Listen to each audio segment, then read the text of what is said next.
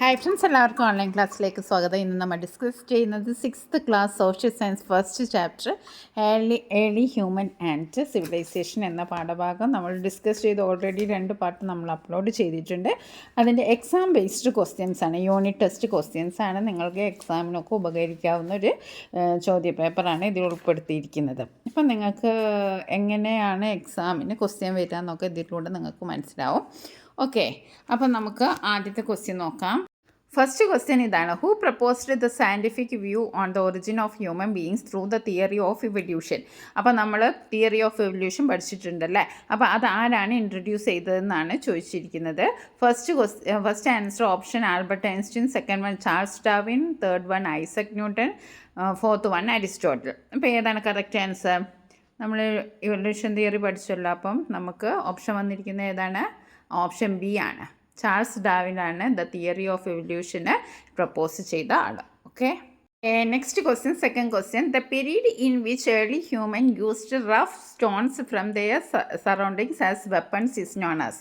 അവരുടെ ചുറ്റുപാടുകളിൽ നിന്നുള്ള കല്ലുകൾ ശേഖരിച്ച് അത് ആയുധമാക്കിയിട്ട് വെപ്പൺസ് ആയിട്ട് ഉപയോഗിച്ച ആ ഒരു പീരീഡിന് എന്താണ് പറയുക? Metal age, stone age, bronze age, iron age. അപ്പോൾ നമുക്കൊന്ന് ചിന്തിച്ചാൽ നമുക്ക് ആൻസർ ഈ ഓപ്ഷൻ തന്നെ കണ്ടുപിടിക്കാം. കാരണം ക്വസ്റ്റ്യനിൽ പറഞ്ഞിട്ടുണ്ട് റഫ് സ്റ്റോൺസ് എന്ന്. അപ്പോൾ എന്തായിരിക്കും answer?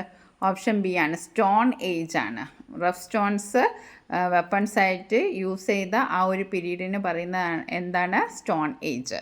Third question: which of the following is an important rock shelter in Madhya Pradesh, India, inhabited by stone age humans?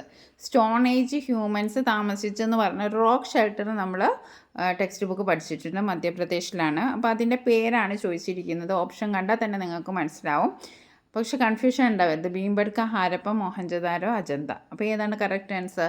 Option A ആണ് കറക്റ്റ് ആൻസർ. ഭീംബെട്ക നമ്മൾ പറഞ്ഞിരുന്നല്ലേ, ഭീംബെട്ക മധ്യപ്രദേശിലെ കേവ് പെയിൻറ്റിങ്സിന് ഫേമസ് ആണ്. ഓക്കെ, നെക്സ്റ്റ് ക്വസ്റ്റ്യൻ നോക്കാം. നെക്സ്റ്റ് മാച്ച് ദ ഫോളോയിങ് ആണ്. Column എയിൽ കണ്ടല്ലോ, homo habilis, homo erectus, homo sapiens. Column ബിയിൽ the upright humans, the wise or thinking man, the tool makers. അപ്പോൾ ഇത് മാച്ച് ചെയ്യണം, correct matching. Okay, homo habilis എന്ന് പറഞ്ഞാൽ എന്താണ്? ഹോമോ ഹാബിലിസ് നമ്മൾ പറഞ്ഞു ടൂൾ മേക്കേഴ്സാണ്, ഉപകരണങ്ങൾ ഉണ്ടാക്കുന്ന. Homo habilis. Homo erectus, Homo erect എന്ന് പറഞ്ഞാൽ നേരെ നിൽക്കുക. ഹോമോ ഇറക്റ്റസ് ഓപ്ഷൻ എ ആണ്, the upright humans. Homo sapiens നമ്മൾ പറഞ്ഞു the wise or thinking men, ബുദ്ധിയുള്ള ചിന്തിക്കുന്ന മനുഷ്യരെയാണ് നമ്മൾ ഹോമോ സാപ്പിയൻസ് എന്ന് പറയാം. അപ്പോൾ 3B ആണ് ഓപ്ഷൻ വരുന്നത്. 1C ആണ്. ഹോമോ ഹാബിലിസ് എന്ന് പറഞ്ഞാൽ ദ ടൂൾ മേക്കേഴ്സ് ആണ്. രണ്ടാമത്തേത് ആൻസർ 2A ആണ്, ദ അപ്രൈറ്റ് ഹ്യൂമൻസ് ആണ്. മൂന്നാമത്തേത് B ആണ്, the wise or thinking man ആണ്, ഹോമോ സാപ്പിയൻസ്. അടുത്ത ക്വസ്റ്റ്യൻ നോക്കാം. The stone age is divided in to different periods based on the development or achieved over time in weapons and tools. ഇപ്പോൾ stone ഏജിന് different പീരീഡായിട്ട് divide ചെയ്തിട്ടുണ്ട്. First question എന്താണ്? Name the first 2 phases of stone age and mention how clothing or food habits changed between them. അപ്പോൾ ആദ്യത്തെ 2 face പറയാനാണ് പറഞ്ഞത്. അത് എങ്ങനെയാണ് ക്ലോത്തിങ്ങിലും അവരുടെ ഫുഡ് ഹാബിറ്റ്സിലൊക്കെ ചേഞ്ചസ് ആ ഒരു പീരീഡിലുള്ള. അപ്പം 2 phases അതിൻ്റെ ഫീച്ചേഴ്സും എഴുതുക.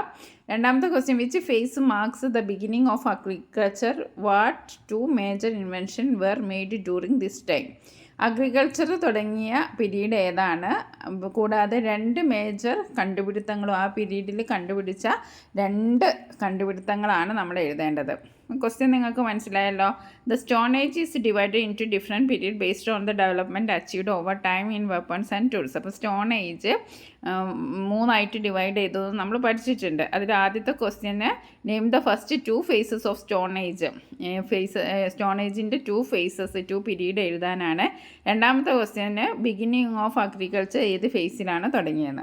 അപ്പോൾ നമുക്ക് ആൻസർ നോക്കാം. First 2 phases are paleolithic age and mesolithic age.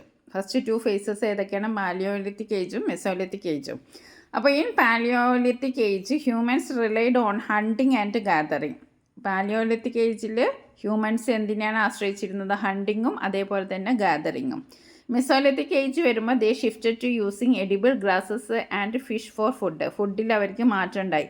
അവരെന്ത് യൂസ് ചെയ്യാൻ തുടങ്ങി? ഗ്രാസസും അതേപോലെ തന്നെ ഫിഷൊക്കെ ഫുഡിൽ ഉൾപ്പെടുത്താൻ തുടങ്ങി. And began using animal skins, bark and leaves for clothing.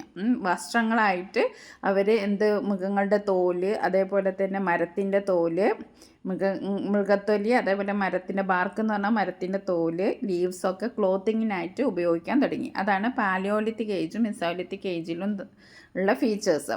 ഇനി കൃഷിയൊക്കെ തുടങ്ങിയത് ഏതാണ്? ലാസ്റ്റ് സ്റ്റേജിലാണ്. അതേതാണ്? Neolithic age marks the beginning of agriculture തുടങ്ങിയത് നിയോലിത്തിക് ഏജിലാണ്. The two major invention made during this time were the wheel and pottery. അപ്പോൾ neolithic ഏജിൽ കണ്ടുപിടിച്ച 2 പ്രധാന സംഭവങ്ങൾ ഏതൊക്കെയാണ്? വീലും പോട്ടറിയും ആണ്. ചക്രവും അതേപോലെ മൺപാത്ര നിർമ്മാണവും. ഓക്കെ, ഇനിയും നമുക്ക് യൂണിറ്റ് ടെസ്റ്റുമായി വീണ്ടും കാണാം. താങ്ക്